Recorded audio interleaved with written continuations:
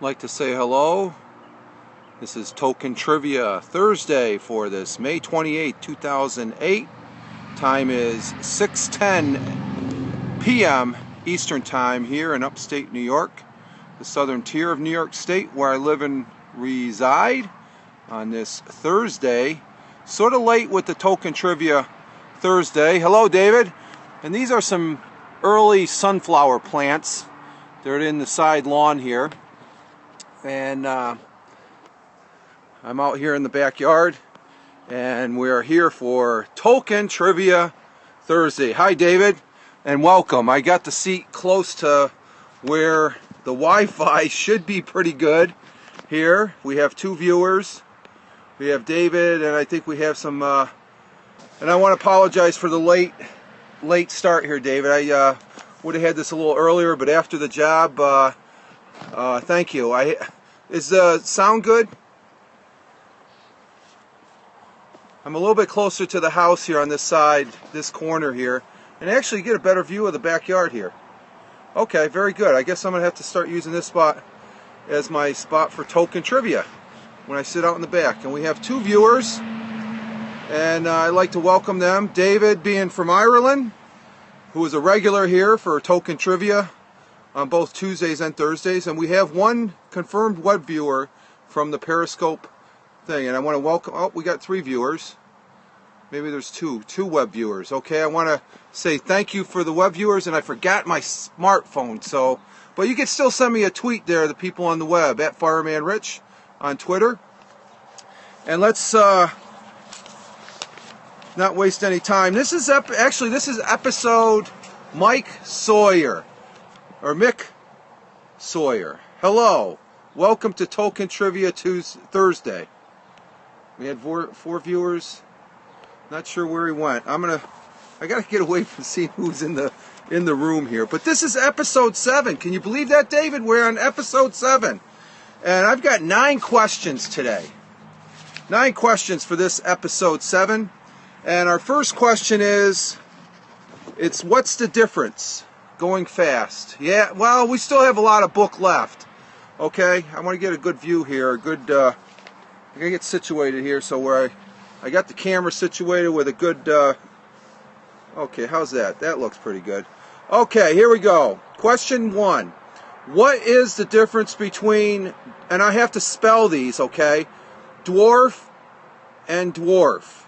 The first dwarf is spelled D-W-A-R-V-E. And the second dwarf is D-W-A-R-F. It's sort of like tomato.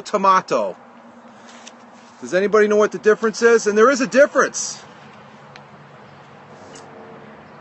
Dwarfs, singular. Maybe that could be. Yeah, it could be. Good. Hello, Greg. I'm glad you could make it. I want to apologize again for the late start. Greg is a regular viewer here on Tolkien Trivia Thursday, as well as Tuesday, and we have Mark. Welcome, Mark. I appreciate you being here and hanging out for a little bit, as long as you can.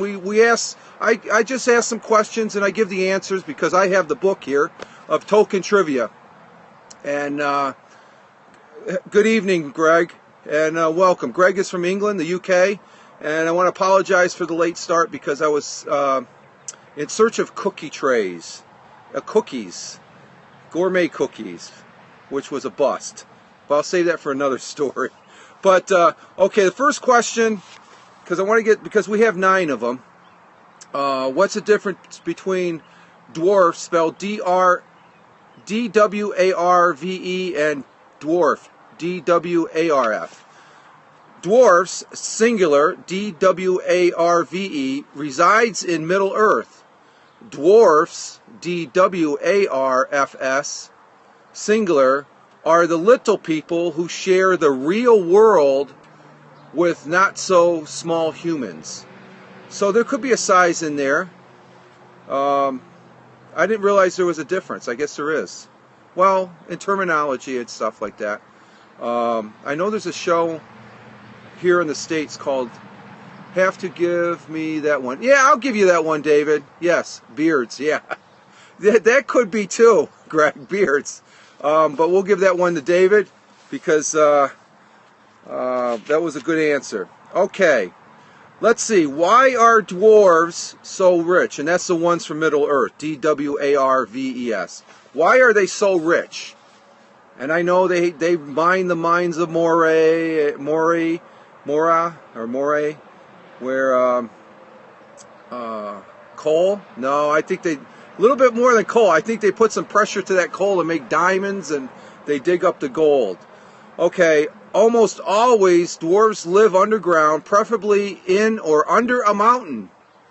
They own their gold mines. Yeah, they have a lot of gold, especially in that all that gold they spilled on what was it, Dragon Smags in the movie.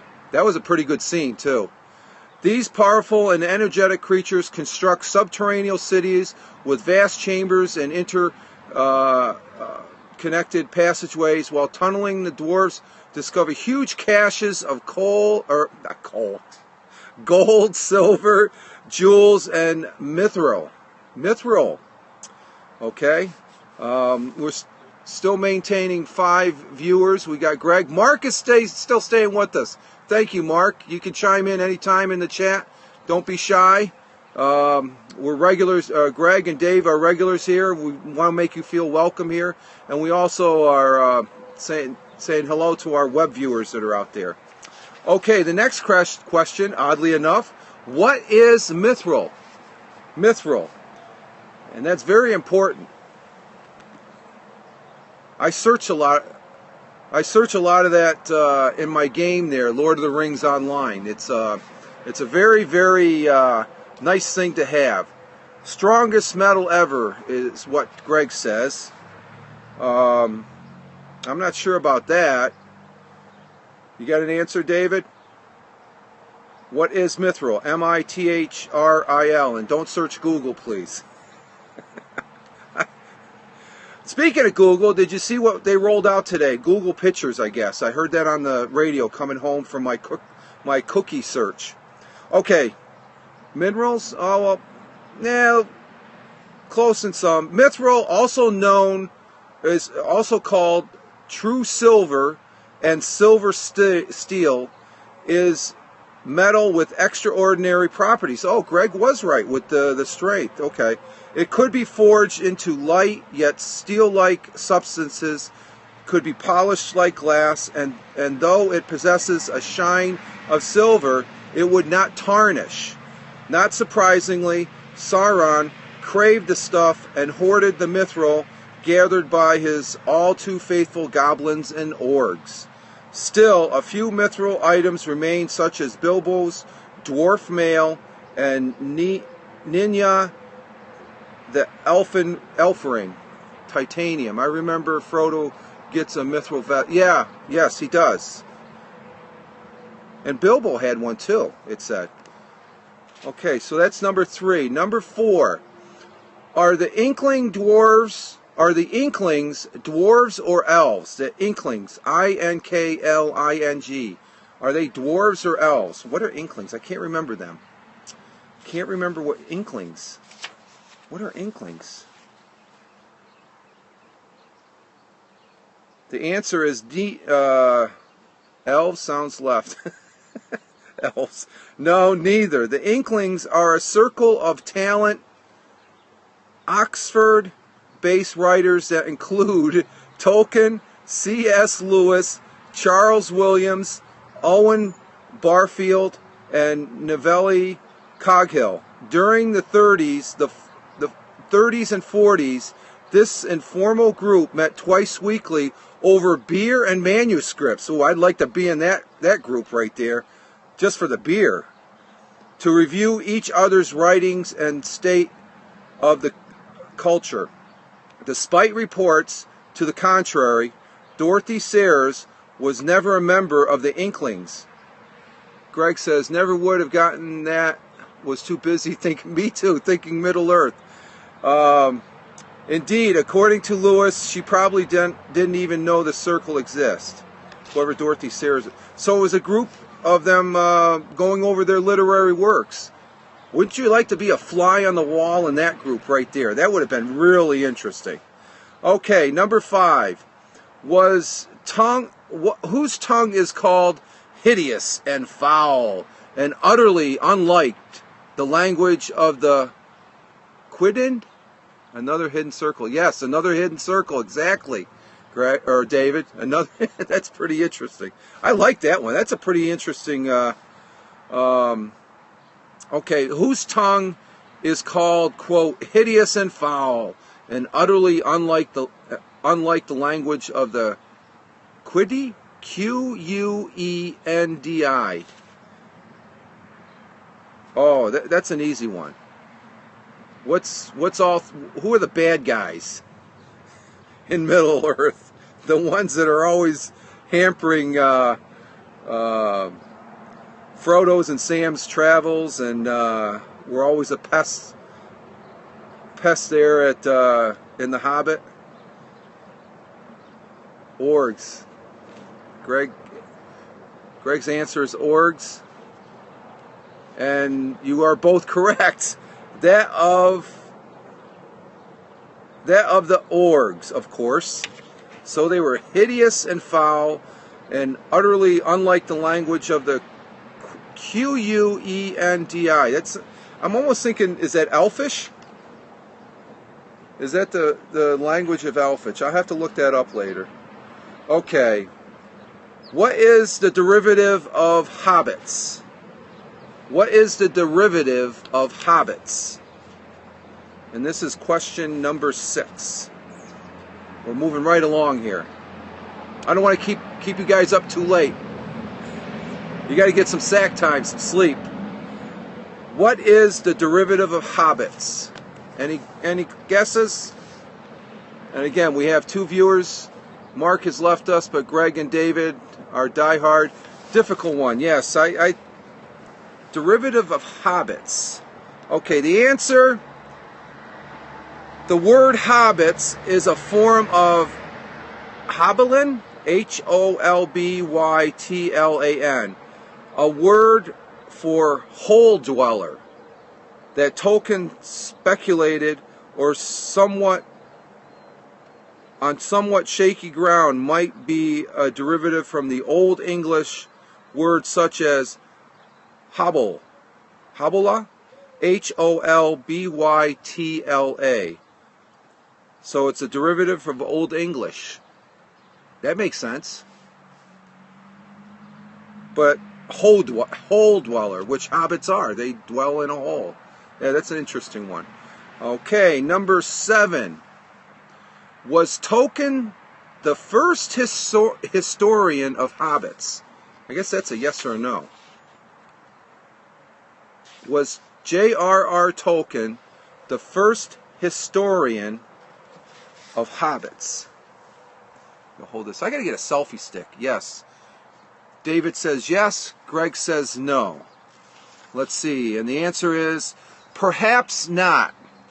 In 1979, Tolkien's students and fellow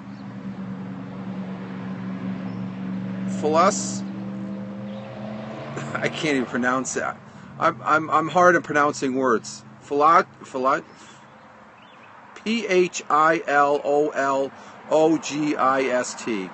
Robert Birchfield paid tribute to the plain-looking, waist-coated man with a quicksilver mind by tracking down one of his mentor's possible sources.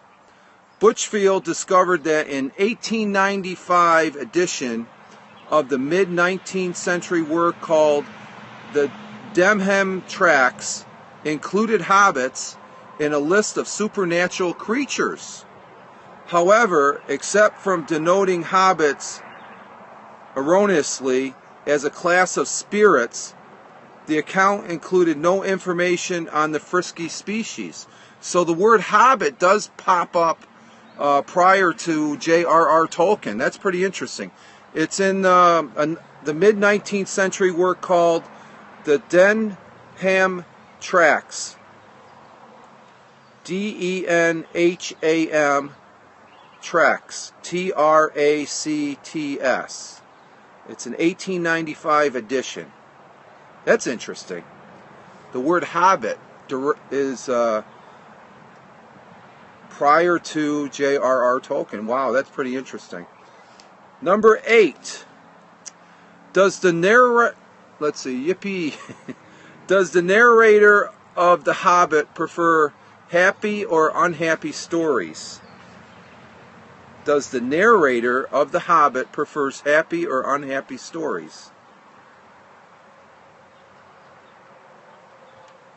I would say happy. What do you think? Happy or unhappy? Unhappy. What do they mean by narrator? Because you're reading it, so aren't you the narrator? Okay, Greg is taking one side with unhappy, and David is taking happy. He was miserable. Okay, the answer is like Tolstoy, he knows where a good yarn lies. Quote, now it is a strange thing, but things are good, and days that are good are spent, are soon told about, and not much to listen to. While things that are unforgettable, uncomfortable, pathetic, and even gruesome may make a good tale and take a great deal of telling away. But it doesn't he knows where to. It doesn't answer the question, though. The question, does the narrator of The Hobbit prefer happy or unhappy stories? He knows where a good yarn lies.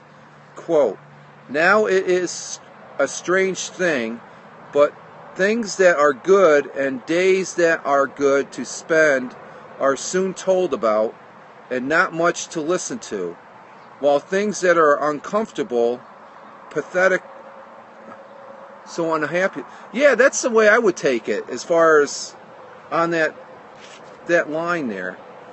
Okay, here's the last one, number 9, moving right along. I'm glad you guys are hanging with it. Good days, happy days. Yeah, but then it goes into the second part there. Uncomfortable and even gruesome may make a good tale and take a great deal of telling away. So good things don't make good stories, but bad things make good stories. Oh, okay, I see. Okay, that's a little bit clearer there, Greg.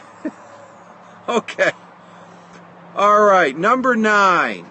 And then I'm going to let you guys go and get some sleep. Because what time is it? It's, it's pushing 12 o'clock midnight over there. Oh, okay. Number 9. And we got 9 questions in, which is a good 11:30. Okay, so it's just before the witching hour there. Stroke of midnight. Okay. In what land do hobbits live? Oh, that's an easy one. That is an easy one. I'm waiting for the answer from all you there. And the web viewers, you can send me a tweet. Stay up, especially. Enjoyed this a lot. Thank you, Greg. I appreciate that greatly.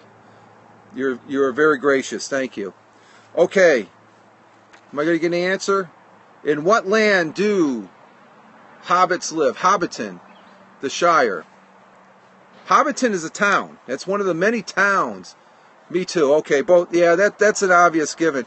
I'm going to have to get back on the Shire. I'm going to probably have to get back on that game and just travel around the Shire on the game, and you guys would be intrigued by what you might find. I'm going to have to use that as an episode, maybe as a special edition to Tolkien Trivia.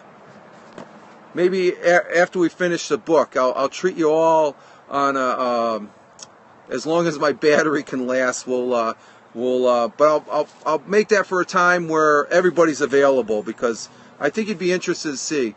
That would be good. A live tour of Middle Earth, the Shire. That would be cool, and that would be a good title right there. Okay, all right, guys. I appreciate. I'm sorry for the late start. Tuesday, Tolkien Trivia Tuesday will be in the afternoon at about the time we discussed about this past Tuesday. I've got the time marked down right in the afternoon here, about 2 o'clock Eastern time. There and back again. Fireman Rich's tale. Okay, that's good. Greg's got some good. He's got some good comments. Very good comments. And we still have one web viewer. Whoever you may be, I appreciate. Must do a Periscope on Google Pics. Are you going to be doing one on Google Pics, David? because like I said, that came out. I haven't had a chance to look at it yet. I do archive these to YouTube, and I'm also I've got a list going on Google Collections of all of them. I've moved from Listly to Google Collections. I haven't really updated my Listly list of the Periscopes. I sort of like the Google Collection, so because as soon as I got it posted, I hit a button and it moves a copy over there to Collections. So, and for the replay, let's see, David, no, haven't heard, I just reminded you. Okay, maybe I'll do that tomorrow. I'll check it out. Listen to my first audio boo this morning. Who did you listen to, Greg? And what do you think? Do you like audio boo? I don't like the name. I call it the program formerly known as Audio Boo, and they have since changed. You don't have to sign in anymore, so that makes it a little bit more pleasant. It's a good platform, good audio platform. You get 10 free minutes, which I think is great, and sometimes it keeps me right within. Greg, thought I'd follow your link on Twitter, ended up gravitating to most. Okay, I appreciate it. I prefer Periscope. I like Periscopes. I think I keep on track on my calendar. I've probably done at least close to 30 Periscopes, and I've only done 3 audios on that program formerly known as Audio Boo. So I am gravitating more to this. McCuglin too. Did he do any Periscopes today, Greg? I know he's done one, and he does a lot. Oh, or his audio. Are you talking about his audio boost? He does audio boost every morning. He has a lot of great ambient sounds in his audio boost and stuff. So, good program. Periscope, McCoglin's too. Yep. Audio boost. Okay. David, scopes are better used to listen to a lot of Paul's. Yeah, I don't know where Paul gets all the time because he's great. Again, I was honored to be, and David, you were there last night. You missed a good one, Greg. If you can see it on the replay, Paul O'Mani and Roger Overall, 2 great guys. When they get together, they just going back and forth, and it's great. They're a good bunch, a good pair. They're talking about bringing back their podcasts, which I love because they go to locations and. Some of the stuff they talk about, it's just great listening to. So, okay, guys, I'll give it a look. Okay, great. I'm going to let you guys go. Again, I really, really appreciate, David says, see the person is more, yeah, I'd love to meet him. I really would.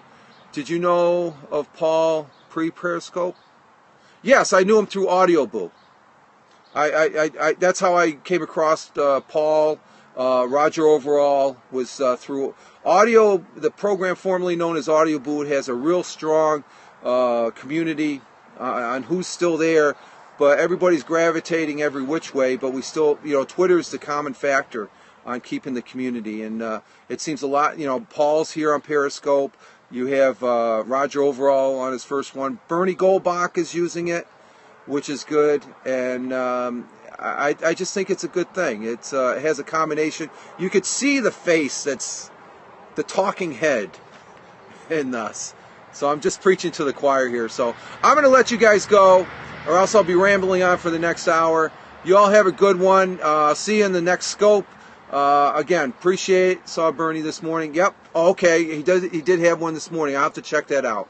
Thank you, David. And you guys have a good one. Get some sleep. Don't stay up too late. And again, we'll see you in the next scope. Live life. Have fun. Ciao for now. And as always, peace. And there's a parting view of the backyard. Okay, you all take care. Ciao for now.